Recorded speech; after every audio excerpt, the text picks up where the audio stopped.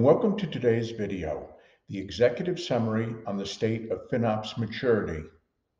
I'm making this video in May, but much of the industry findings are from the FinOps organization's March 2023 summit.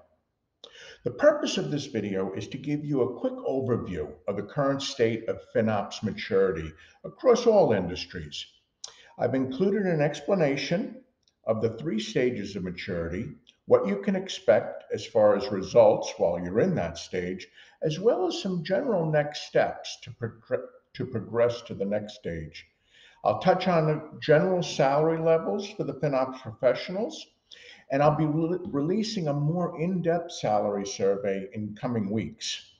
If you find these short executive summaries on Cloud FinOps helpful, please hit the subscribe button and leave me a comment on what future topics you'd like to see.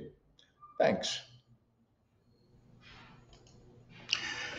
So 2023 is the year of cost effectiveness. And so it's no surprise that the growth of FinOps has exploded.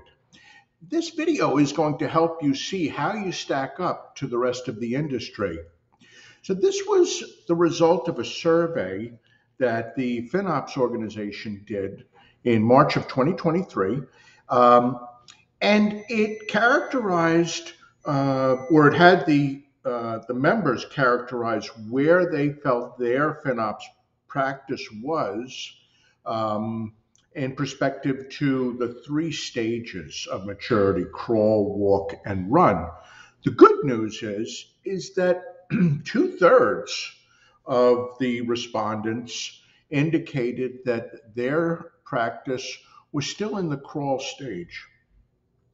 This should be encouraging to those of you who are just getting started or who are also still in the crawl stage. So what can we expect in these 3 stages? Well, let's take a look first at the crawl stage. You're going to have very little reporting and very little tooling. Most likely you'll be using the cloud native tools that comes with your provider. Your measurements will only have a limited number of insights, but you should have some sort of measurements going on. That's key. If you do have KPIs, they're probably fairly basic, and you're just starting to put together your processes and policies, your guardrails for helping to rein in spend, as well as guidelines to provide to your users. So as an executive, this is the level at which you should expect your cloud practice to be in. And what you can expect is that probably about half of the assets have been assigned to a particular product or department. If you do have commitments, if you've gotten to about 60%, and that is using a discounted rate by committing to using that particular resource in the cloud, if you've got 60% coverage, that's not bad. You're getting a good discount on roughly 2/3 of the resources. And the forecasting. So this is going to be the most important to your finance department, obviously. Do you have the ability to forecast? Well, give or take 20%, you'd be in keeping with the rest of the group in the crawl space. The next maturity level is walk. So here we're starting to see the use of more sophisticated tools. We're starting to see better KPIs. There's some automation that you should be using or your people should be using, your cloud infrastructure architect should be using to automate the process of keeping track of anomalies, of trimming back storage that's not needed, automating the pausing of resources, perhaps at night or on the weekends, things like that. You should, at this point, have assigned ownership to about 80% of those resources, department, product line, things like that. Um, your commitments should be at or above 70%. Um, and your forecasting, your finance department should be plus or minus 15%. Now, as you get to run, now this process should be in keeping with the rest of your cloud DevOps effort. It should be automated. Uh, the the spinning up and spinning down of resources, the pausing of resources, the identifying anomalies and stopping them. Uh, it, the You should certainly have most 90% or better of your assets allocated. And at this point, you should have also broken out that portion of your assets which are used for commonly shared administrative services, networking, security, maybe a set of DevOps tools, a data lake that everybody uses. And that percentage of that administrative spend, you probably are going to want to see that that's less than 20% of the overall spend. If you can get down to more like less than 15%, then that's kind of in keeping with what you've learned to expect from your data center environment.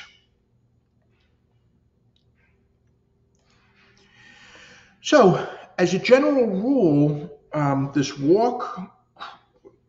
crawl, walk, and run, I tried to assign a dollar value, but this really depends on your organization. If you're at or under $1 million per year of spend, you probably have your cloud architect or a DevOps engineer doing FinOps in addition to their other responsibilities. Um, you haven't really, or you're just starting to develop a FinOps practice, policies, things like that. You might want to consider reaching out and augmenting your effort with consulting, with the idea being that you could have somebody come in who has a set of best practices for you to consider and to kind of jumpstart your organization in your FinOps effort. The next level is 1 million to 10 million per year. At this level, you probably have two people dedicated to the effort, and that effort is characterized by inform, optimize, and operate, the iterative approach. Most likely, one of these dedicated people is a technical person, a cloud infrastructure engineer. Perhaps the other person is a finance person. And these two dedicated people are now the start of your dedicated or designated FinOps team. And from these two people, they may reach out to each of the other departments to get designates for finance, for the business, for application development, and things like that. Um, this formation of a dedicated FinOps team is going to grow as your spend grows. This is where you as an executive come in. You're going to want to see the maturity of your FinOps practice, and with it, most likely is going to be the size of your FinOps team. Now, this team should be held responsible for a return on investment like anyone else. It shouldn't be a blank check written just to grow this team. Team is not just responsible for cost optimization, it's also responsible for agility and weighing those benefits of time to market versus cost and those sorts of things. So this is a discipline that, just like any of your other departments, should be able to justify itself from a business perspective. Um, as you start to get up to 50 million per year or 100 million per year, you're going to see the team grow. You're also going to want to consider more sophisticated tools, and you certainly should be in the walk, if not run stage. The tools that you're using, as you start to get above 50 million, you're going to start to outstrip the capabilities of a lot of the of the market available products, and certainly the cloud native tools. And many companies now are starting to consider building their own tools. With the advent of artificial intelligence, I would make sure that you keep this in perspective. You should take this into consideration. FinOps, I believe, is going to lend itself to artificial intelligence and a rule set. Those tools that are available out in the public forum will probably have the AI component added to them sooner than those that you're going to develop in-house. So just a thought. So what is this going to cost you? Well, as I said, this is a discipline that should be business oriented. The skills are fairly scarce, so you're most likely going to have to pay for them. You may want to consider jumpstarting your practice using consultants, and certainly keep them responsible. This is the result of a salary survey that was done by the FinOps organization in March of 2023. This gives you a sense of what a vice president would cost, and the director or manager level. Your individual contributor, they're the ones who are going to be doing a lot of the heavy lifting. And so you're going to see that the charges for them range anywhere from about 75,000 up to about 200,000 a year. You are going to want those contributors to be automating the functions as much as possible, and your manager, your director, your vice president is overseeing that effort.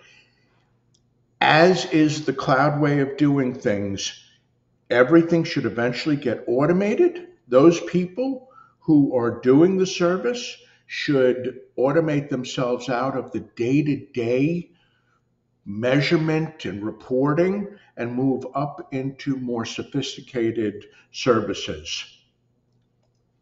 You're going to be the one driving the awareness and moving the effort into action. You're doing this in a cloud environment that is certainly much different than what you were used to in the data center environment, where you had fixed costs and you were depreciating the assets over a 4-year period. This is a lot more agile. You're going to have variable spend, and that's why FinOps is a whole new animal, and one in which you're going to want to drive the adoption in order to give you a competitive advantage. Here are a few questions that you might want to ask in the next cloud meeting that will help to give you a perspective of where your company is as far as FinOps is concerned, and some of the things that are going to be important to you. You might want to print this out and take it to the next meeting. I thank you for listening. If this video has been helpful, please hit the subscribe button.